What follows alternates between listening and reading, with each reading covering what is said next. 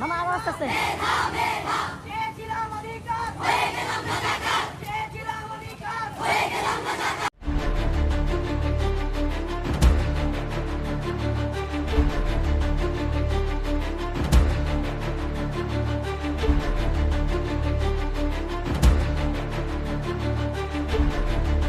চট্টগ্রাম নগরের পাঁচলাইশ থানার Sholashahar rail station এলাকায় কোটা আন্দোলনকারী শিক্ষার্থীদের ওপর হামলা চালানোর অভিযোগ উঠেছে ছাত্রলীগ নেতাকর্মীদের বিরুদ্ধে।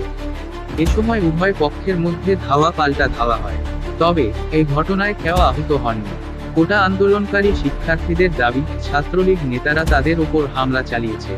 কোটা আন্দোলনকারী শিক্ষার্থীরা জানান, আজ বিকেল 3:30টার দিকে শিক্ষার্থীরা ষোলশহর রেল স্টেশন এলাকায় সমবেত হয়ে বিভিন্ন স্লোগান দিচ্ছিলেন।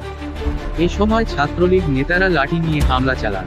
ফলে উভয় পক্ষের মধ্যে ধাওয়া পাল্টা ধাওয়ার ঘটনা ঘটে। দীর্ঘ সময় ধরে দুই পক্ষ একে অন্যকে লক্ষ্য করে ইট নিক্ষেপ করে।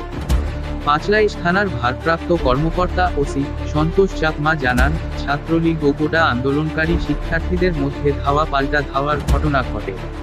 খবর পেয়ে পুলিশ দ্রুত ঘটনাস্থলে পৌঁছে পরিস্থিতি নিয়ন্ত্রণে আনে। হতাহতের কোনো ঘটনা ঘটেনি।